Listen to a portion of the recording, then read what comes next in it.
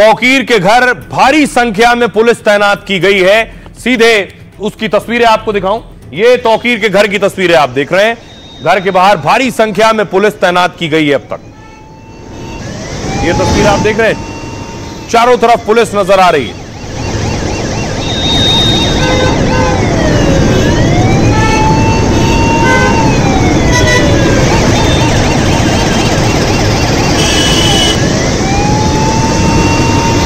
अब देखिए जरा, तौकीर के करीबी तौकीर पर सवाल उठा रहे हैं। क्या कह रहे हैं?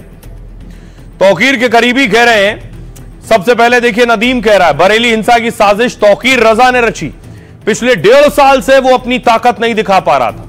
तौकीर के करीबी नदीम ने पुलिस के सामने खुलासा किया है, भीड़ जुटाकर वो अपनी ताकत का एहसास कराना चाहते थे। 2027 चुनाव को लेकर पश्चिमी यूपी में ताकत दिखाने की मंशा थी। मुसलमानों के बीच पैठ बनाकर उनका रहनुमा बनना चाहता था, लेकिन तौकीर की ये साजिश उन पर भारी पड़ी।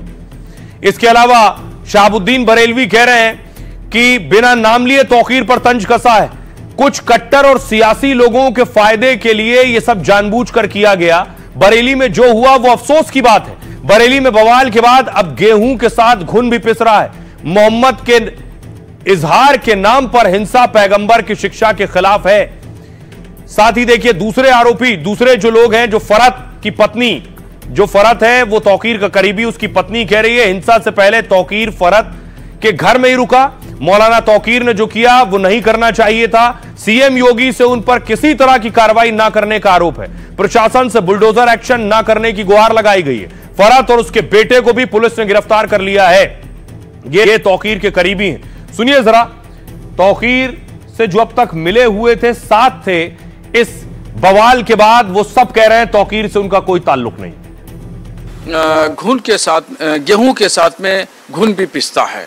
तो अब हालात ये हैं कि गेहूं के साथ में घुन भी पिस रहा है। लोगों ने नाजायज़ काम किए हैं और जिन लोगों ने गरीबों को सताया है और मजलूमों की दाद रसी नहीं की है, बल्कि खुद जालिम बन गए, तो जाहिर बात है कि जालिम को अब याद आना चाहिए और जालिम को ज़रूर डर और खौफ महसूस होना चाहिए। जालिम कौन? तौकीर रजा है क्या? मैं नाम नहीं जानता कौन लोग हैं। बहरहाल बहुत सारे ऐसे लोग हैं जिन लोगों ने गरीबों, मजलूमों, कमज़ोरों पर जो है वो अत्याचार किए। सरकार से यही कहना चाहते हैं, हमारे बच्चों को और हम लोगों को कुछ भी ये मालूम नहीं था कि ये कुछ ऐसा होने वाला है। अगर हमें ऐसा कुछ पता होता कि तौकीर रजा के मन में क्या चल रही है, क्या नहीं चल रही है, तो हम वैसे अपनी देख रेख करते। वो तो कभी कदार हमारे घर आ ही जाते थे। तो हमने उनको चाय नाश्ता कराया और चाय नाश्ता कराने के बाद वो बोले मैं थोड़ी देर लेटना चाहता हूँ। वो लेट गए। जब हमने सुबह को उठे, हमने थोड़ी लेट ही उठे थे। जब हम उठे तो देखे यहाँ पे कुछ बात बिगड़ चुकी थी। पुलिस आ गई थी, उनको गिरफ्तार कर लिया। हम ये चाहते हैं कि हमारे शौहर फरत खां और हमारा बेटा मोइन बेकसूर है और हम लोग भी घर वाले बेकसूर हैं। हमारा घर भी ना तोड़ा जाए और हमारे बच्चों को बाइज्जत बरी कर दिया जाए। अब देखिए बरेली हिंसा की जो तस्वीरें सामने आई, पुलिस उन तस्वीरों के जरिए तलाश कर रही है आरोपियों को। बरेली में अभी भी कार्रवाई हो रही है। योगी की कार्रवाई और एक्शन जारी है। बरेली में आई लव मोहम्मद पोस्टर पर बवाल के बाद एक्शन हो रहा है। बरेली में अब तक 81 गिरफ्तारियां हो चुकी हैं आरोपियों की। तौकीर के करीबियों के ठिकानों पर बुलडोजर चला है। कुछ आरोपियों को एनकाउंटर के बाद गिरफ्तार किया गया है। असदुद्दीन ओवैसी कह रहे हैं योगी सरकार के एक्शन पर सवाल उठा रहे हैं। ओवैसी ने कहा फतेहपुर दरगाह का मामला उठाया। फतेहपुर दरगाह पर हमले के दौरान आखिर योगी चुप थे, लेकिन बरेली में आई लव मोहम्मद पोस्टर पर तुरंत एक्शन लिया। मोहम्मद से मोहब्बत जताना कोई जुर्म नहीं है। संविधान के अनुच्छेद 25 के तहत धार्मिक स्वतंत्रता का अधिकार है। ओवैसी ने कहा किसी से डरने की जरूरत नहीं है।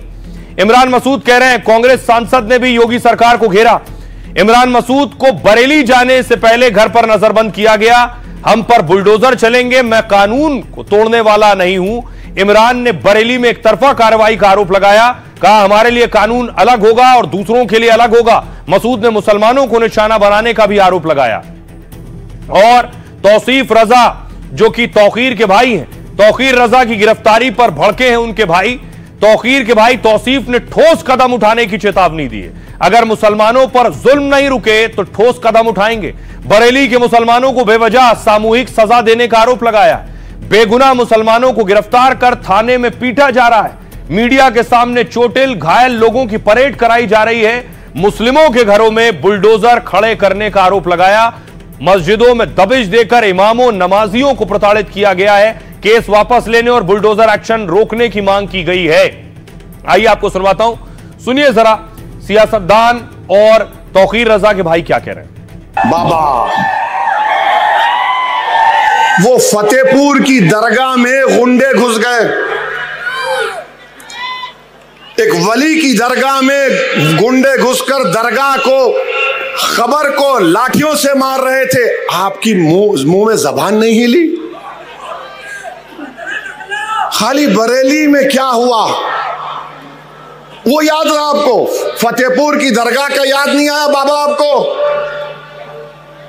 उस पे भी कुछ बोल देते, नहीं बोले क्योंकि मारने वाले इनके मित्रों थे।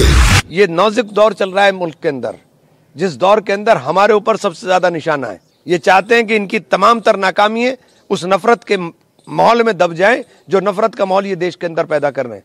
27 का चुनाव है, चुनाव हारने का डर सता रहा है, इसलिए मुसलमान के ऊपर लाठी डंडा बुलडोजर गोली सब चलाने का काम हो रहा है। पुलिस की जो मनमानी दबिशें हो रही हैं उसको हम चाहते हैं वो रुक जाएं, और ये जो बिल्डोज़र लाके खड़े किए जा रहे हैं, बिल्डोज़र चलाने की तैयारी है, बिल्डोज़र चलाए जा रहे हैं, हम इसको की रोकथाम चाहते हैं बस। और हमारा ये प्रशासन से मुतालबा है और हमारे ये मुतालबात हैं। नहीं मानेंगे तो फिर हम यूपी के उलमा की मीटिंग करेंगे। और आइए आपको बताऊं कि आखिर एक्शन हो रहा है, और एक्शन अभी भी हो रहा है क्योंकि अभी बहुत से आरोपियों को ढूंढा और तलाशा जा रहा है। 3 एनकाउंटर हुए अब तक, कल से आज तक में 24 घंटे में 3 लोगों पर एक्शन हुआ है।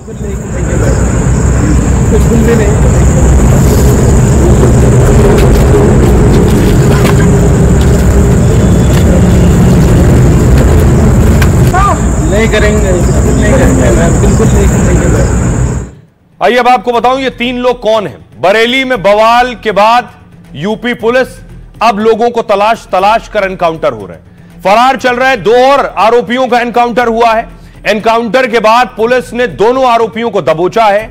गिरफ्तार आरोपियों का नाम इदरीस और इकबाल है।